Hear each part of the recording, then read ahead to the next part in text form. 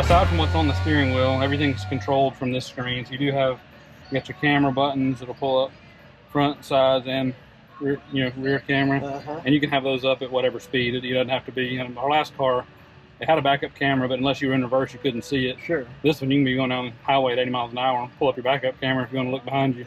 And also, since the tonneau cover is down, whenever I'm driving, there will be a rearview mirror camera up here too that'll stay on screen. If I pull the tonneau cover up, you have the option of taking that off. But if the tonneau cover's closed, you have to leave that there because this is useless if that's closed. Sure. Yeah. It's mostly useless anyway because it's kind of small.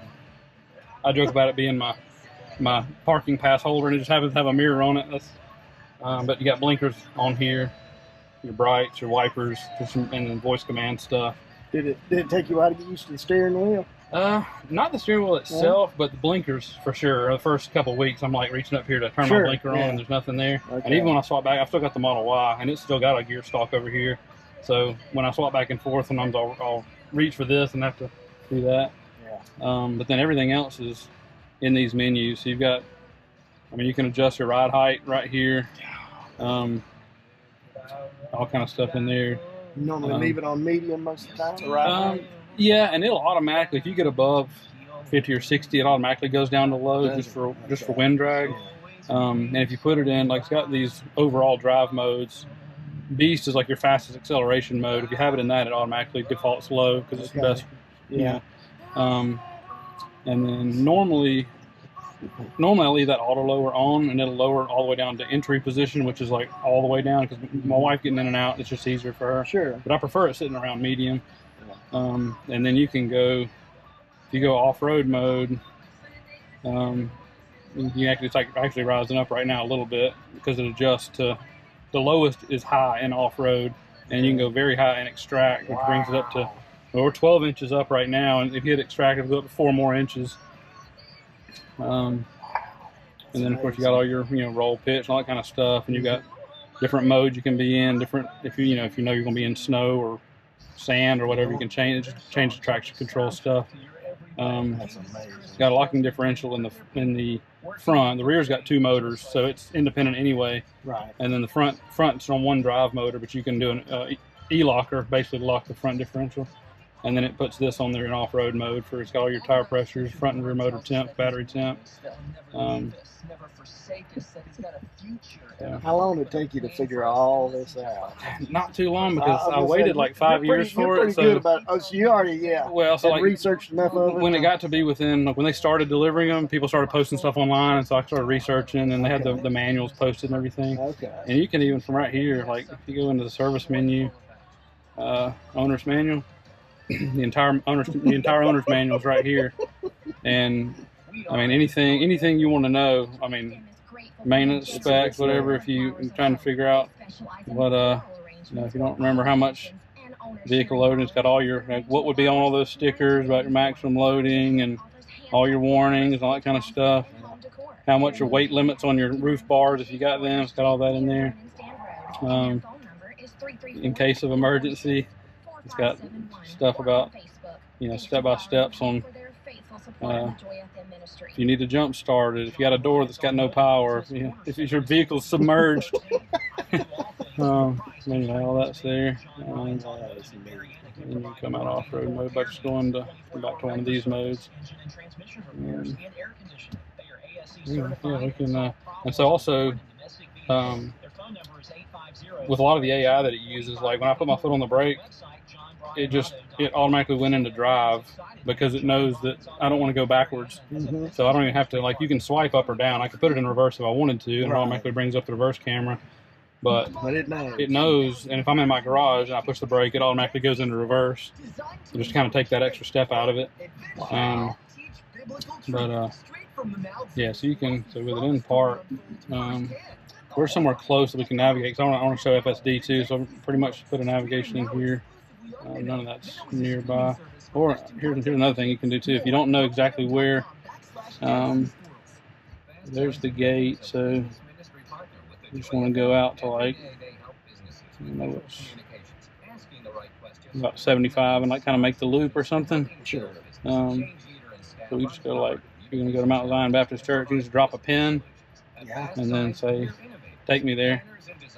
And it'll give you the option. It'll also say, hey, would you rather go up 95 or you want to go this way? So we'll just go this way and we can take the other route back or whatever we want to.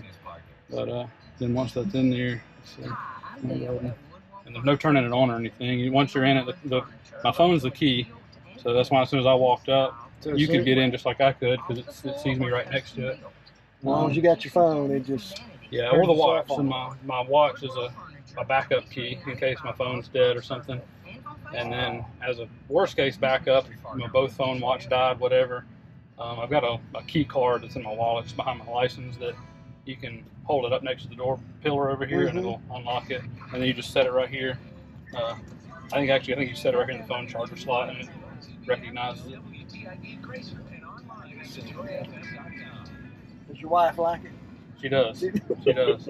Before I bought it, I mean, the whole time we were waiting on it, she's like, it's just so ugly. It's just so ugly.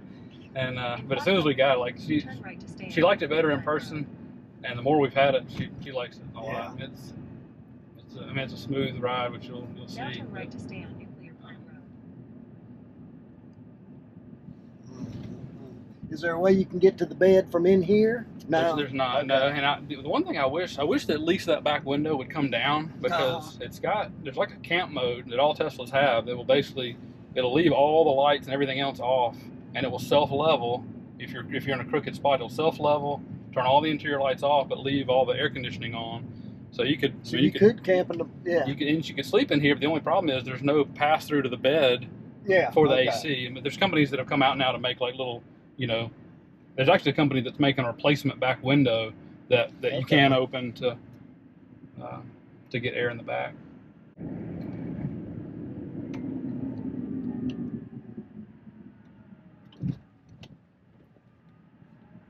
So what's the furthest away you've had it?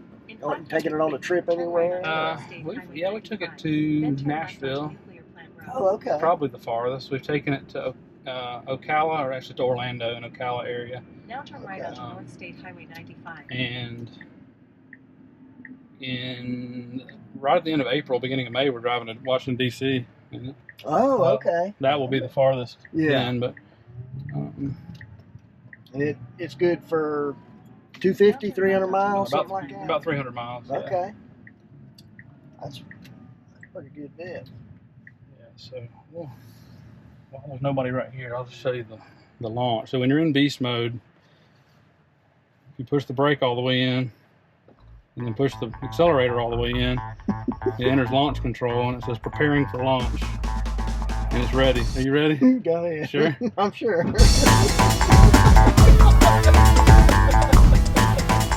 That's amazing. That'll do it 73 and however many seconds that was. That is amazing. Oh my gosh, those motors are incredible. Yeah.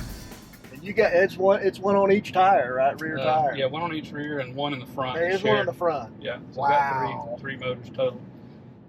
So now that we're on here, we got our navigation in there. It's got it now. and when I say it's got it, like it's got it. Like I don't have to do anything. And you'll see, which I think it's going to have us go up here and take a ride on 75. But it'll do it all from here. I mean, you don't. Wow. Yeah. You didn't even come to a stop or anything. Oh yeah. And it's even more impressive in traffic because right here, obviously, I mean, there's a lot of vehicles that have like adaptive cruise that could pretty much handle, sort of keeping your lane, right, keeping your speed. But when you get like in Atlanta and you got like 8 lanes going one direction, it is fun just to watch. Just like it's entertaining, even just sitting in the driver's seat watching it, because I'm sitting there like, because that kind of stuff makes me anxious. Like, and so you've done it in downtown Atlanta. Yeah. Just let it go. When we drove to Chattanooga, we went the Atlanta route, kind of went around the Atlanta bypass and then up toward Chattanooga. Yeah. And those were the places that me and my wife would end up getting in arguments because she'd be trying to kind of help me navigate, and she's like, "Oh, we got to turn here." I'm like, "What? I'm like 3 lanes over. I can't get over there right now." But it just does everything. I don't have to worry about it. It just like if there's a ton of traffic, it'll put on its blinker, and it'll wait, and it'll inch up, and if there's a gap big enough for it to fit, it'll stick itself in there, and it's more assertive than I am even. Cause I'm like, are they letting me in? And it's got it'll just do it. Wow. That is amazing.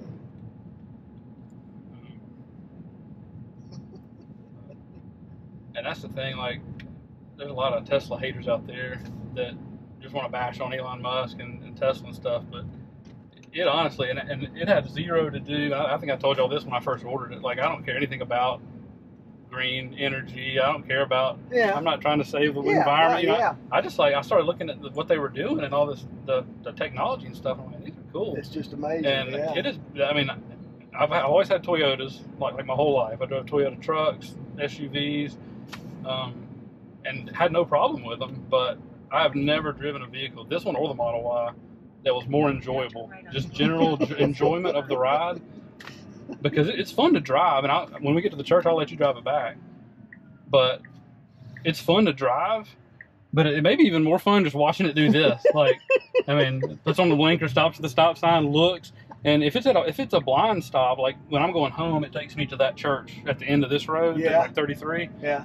And that's kind of a blind left. Like there's big bushes right there on the corner, and it'll pull up to the stop, and then it'll inch out. And if there's a car coming, it'll stop. And if there's not, like it inches and looks, and then it'll go. Like it acts just like a person does. Wow.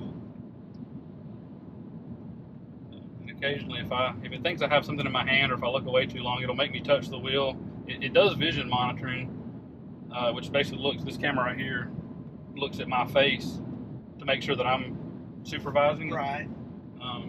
And I've got it in hurry mode right now, which is why it's doing 63 and 45. But it'll rock on, and if you just click it over one, and it goes back to standard. But it doesn't do anything herky jerky like you can see it's extremely smooth. I mean, it's smooth back down. It's just amazing. So it's gonna have us take a ride, right on 33. Get to the end of this. It's also got a chill mode too. It's got chill, standard, and hurry. And chill essentially won't really change lanes to get around people, and right. It'll just sort of, if you got a slow car in front of you, it's just kind of, it doesn't care, it's just going to go. Okay. And then standard is kind of what it sounds like. If somebody goes real slow, it'll get over, and whatever. Hurries. Like on the interstate, it'll be going 85, and that's like the fastest. Like if you go over 85, like if it's on FSD and you push it over 85 with your foot, it'll disengage it and like give you a strike. But if it's in hurry mode, it's going to do the maximum that it's allowed to do. Okay. Now, when you're going home from work, you normally drive it this way, or you just let it go? I do. And on the way, to work, from work, and I literally, because it doesn't have reverse capability in FSD yet. The Model Y does. If I get in my Model Y, I open my garage door from inside the garage, and it's just got a software button right here. When I get in, it says enable FSD, and I just hit doom, and I push it, and it backs me out of my driveway and go. Like I don't even have to back out with the other one. With this one, I back out, and once I get on my road, just in my neighborhood, I turn it on, and I don't turn it off till I get in the plant gate, and I don't have to touch anything. Mm-hmm. So we're here at the church, so it's actually putting on the blinker, and sometimes it will actually park. It doesn't officially have that turned on yet. Yeah. But I mean, it's going to pull in here and just park us right next to this truck. And I didn't do anything since Nuclear Plant Road. It's like, well, he's parked like that, I might as well just pull in next to him. How does it know? That is crazy. Yeah. So back up, and so have you found a road that it cannot read? No, as a matter of fact, everything you can pull down. You can get on a dirt road somewhere with no lines, no markings, no nothing, and turn it on, and it'll drive. Because it's just using all the cameras and AI. It's not like a pre-mapped anything. It's not GPS locked or anything. Oh, okay. It just looks at. It does just what you and I would do if you dropped us in another city. We just start driving, and that's pretty much what it does. Yeah. Wow. So I'm gonna hop out. You hop in, and we'll drive back. You sure? Yeah. Yeah. Now turn right onto North County Road 75.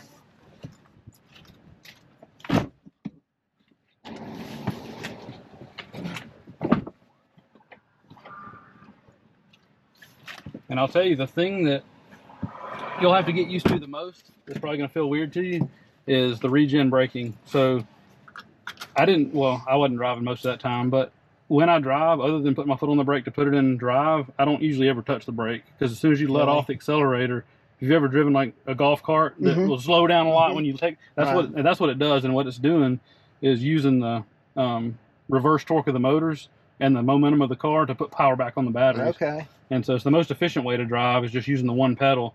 But that's probably the first time you have to stop. You're probably going to stop way early because you're going to let off of it, expecting to coast. Sure. And it doesn't coast very much. Okay. You can turn that off, but yeah. So just put your foot on the brake, and then because it actually put it in drive now. So, and you can go whichever way you want to go. We can go back that way or go back the way we came.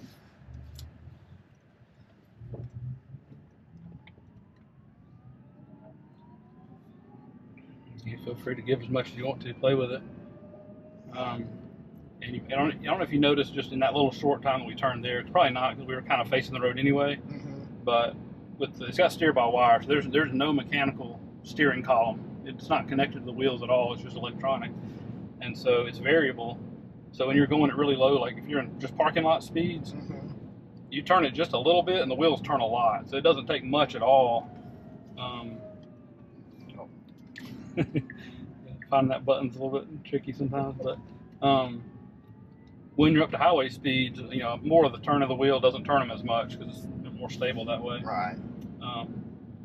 But you can actually keep both hands on the wheel and turn it completely lock to lock, left to right. That's as far as it goes. Like it only goes to like here and then around to here. Okay. And that's it. You don't have to like go around it. If you're trying to do a 3-point turn, there's no spin in it. It's just you just turn it and turn it. There was a video we watched, I don't know, about a couple months ago, and a guy that he had a lumber business and logging business, and he had a Ford F-250, and Tucker Carlson took him. Yeah. Did you see? Yeah, I watched that one. That is amazing, and he was extremely impressed with it. What all it would Tucker do. kept kind of like almost feeding him like, don't you just know? Isn't this a problem? He's like, no, it's not a problem at all. No, he said, no, man, this thing's great. So yeah, evidently it is extremely capable. That's just amazing. It's just now, I mean, obviously, like if it's your job to haul heavy equipment across the country, it's probably not the best option because you know you're going to kill your range that way. Yeah. And there, you know, you got big diesels that'll go 1,000 miles with a big extra tank, and that's what they're built for. Yeah. And that's fine, but yeah, if you're just working around your farm and stuff, it'll haul. Absolutely. You know, you pull 14,000 pounds towing, and you can put over a ton in the bed back here, 2,500 pounds in the bed. Wow. And it'll self-level. I mean, you can drop a 1.5-ton pallet back there, and it'll sink the back down, and the back will just go and come back up and level itself.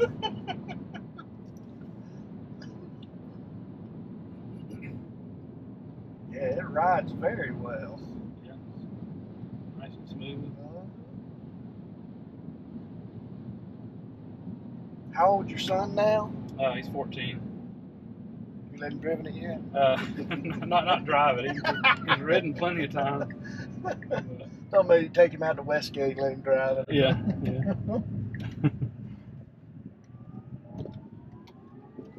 Get on it. I just can't get over that. And it doesn't matter if you're already doing 60, punch it for a second. And it'll sit you back. It doesn't care. And you can be on a hill like this, and it doesn't care. It doesn't care. It takes off. And it's so heavy, and you know, it's got 35-inch all-terrains on it. Yeah. So it really doesn't spin them unless it's like real gravelly or real wet. You can punch it and it won't even spin. It just takes off. It just goes. Because I mean it's heavy, so it's got a good grip.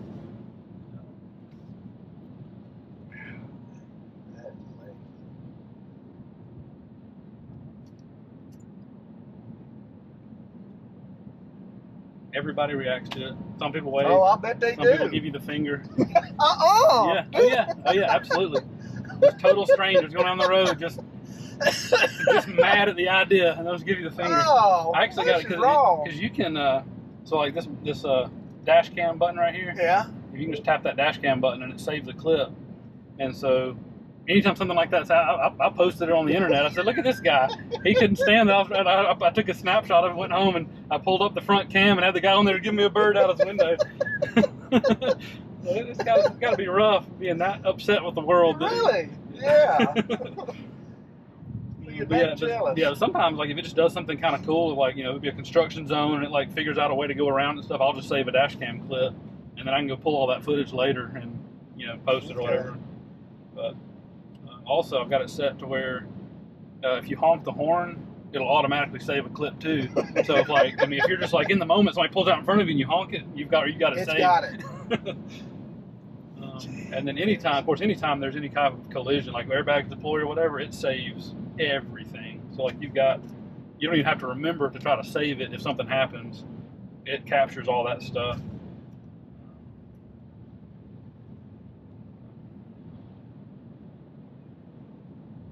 That's an amazing vehicle, I'll tell you what. I've enjoyed the fire out of it so far. That hub. I think it was. I'll hear about that tomorrow, yeah. He let you drive! I've told Hub we need to swap one day and drive each other. Oh, I think you got him beat. There's no way. Oh, yeah, that steering's it turns tight when you're showing slow, it turns real tight. Yeah, there's no way that Ford can do what this thing can do.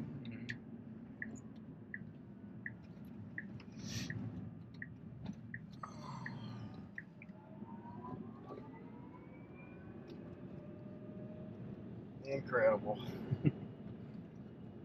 So when you when you went on your trips, did you do the same thing there? Just set it and let it go, or yeah? It's a game changer when you're in a city that you're not familiar with. Yeah. It takes all the stress out of it. Like when we were in Nashville, we went and met a buddy of mine that lives up there now. We met him downtown somewhere at a coffee shop. And we punched it in, just told it to go, and it's multiple interstates, interchanges, red lights, stop signs, whatever. Stuff that would be a hassle to try to find, and it just takes you right there.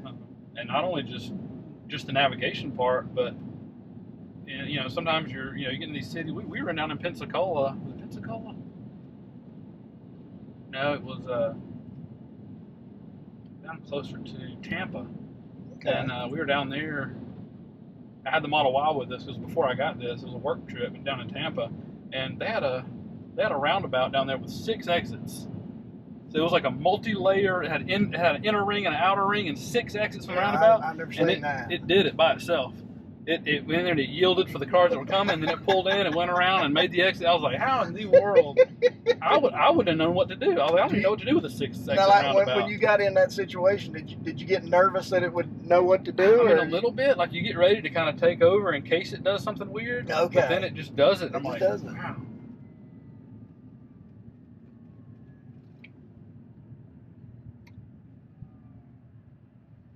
I'm sure people get tired of me talking about it and stuff, but no, I don't blame you. And I don't want to something like this.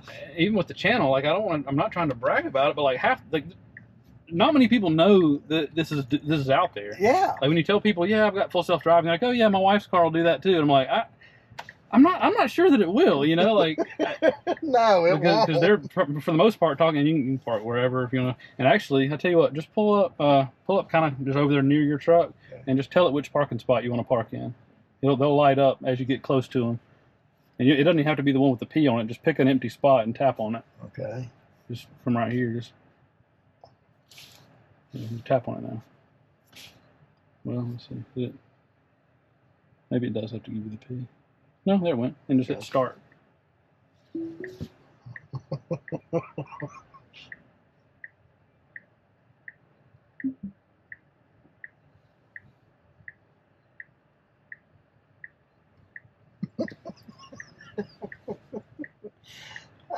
I just can't get over this. That is amazing. It'll do it with parallel spots, whatever. You just it'd be great for parallel parking. And so whatever spots are around, it'll show you the options, and you just tap one and say start, and it'll put you there. Center you up, put you in park. That is amazing. Man, oh day. And then when you're sitting there, if you do have to stop and charge on a road trip or something, you got your choice of whatever kind of Netflix, Hulu, YouTube. Just sit here and entertain yourself while you're charging. Yeah. And you got, incredible. Full screen, HD, whatever. Yeah. You can. Who's got the sauce? Surround sound. Ukraine now reacting to President Trump's pause in all military aid. Wow. Ukrainian President Volodymyr That is Zelensky neat. not directly addressing the pause in aid, but saying Ukraine is ready to work with President Trump to see many people. You got all these games. My wife play backgammon sometimes. Beach buggy racing. You pull that up, and it's like Mario Kart, but this is your steering wheel. So you're sitting there driving down the beach like Mario Kart, and you're steering with the actual wheel.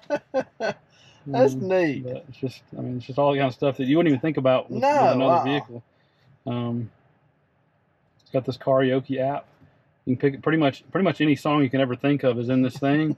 And while you're sitting there driving, it gives you a disclaimer that this is not for the driver, right?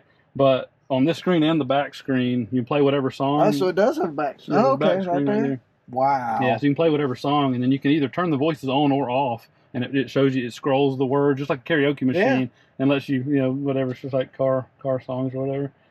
And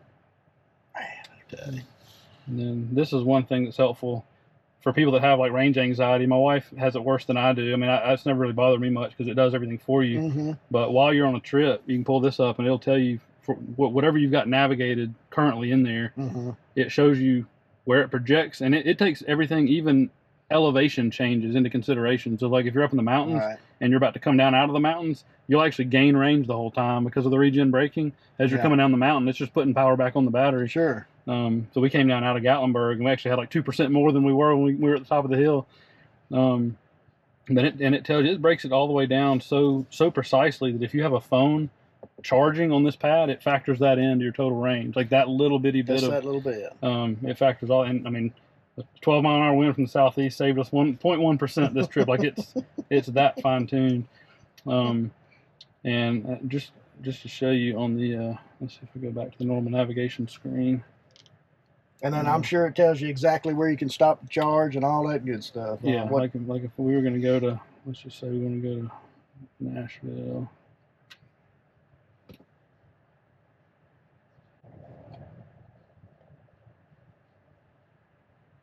So 2 stops all the way to Nashville. Yeah. 1 in Montgomery.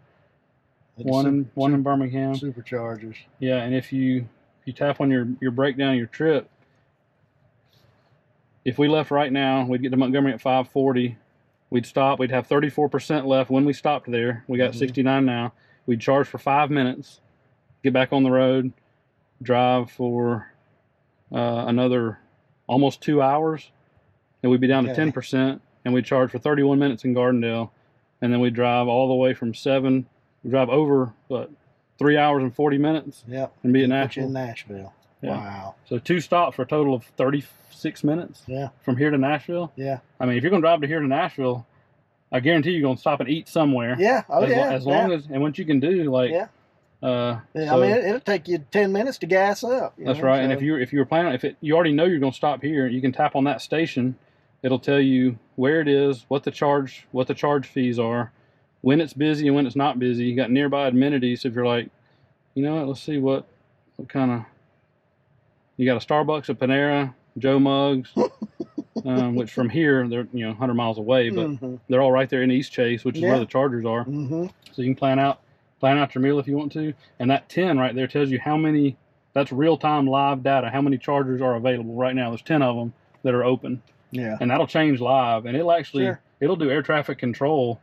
If you're in a busy city that's got several chargers, it knows who's going where because it's all talking to each other. And so if you've got a real busy charger that may not have a spot available, if it knows that because of who all navigated there, it'll automatically route you to a different one so that you don't get there and you don't have them available. And that's one thing that like the Fords don't have. Like they may go somewhere and like, oh, I'm gonna have to charge in a minute. And they pull up and everything's full. Yeah, you know all the time exactly, and it knows because you're routed there. About 20 minutes before you get there, it'll pop up, little red bar will pop up to say battery preconditioning for efficient charging. Basically, it's just warming the battery to get it optimal temperature to charge, and it handles all that by itself. You don't have to do anything. When you get out, you don't have to swipe a credit card or do anything. You literally get out, grab it, plug it in, and walk away because it talks to it. It knows whose car it is.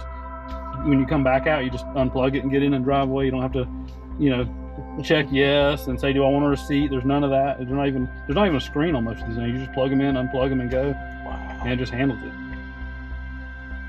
That's amazing. Simply amazing.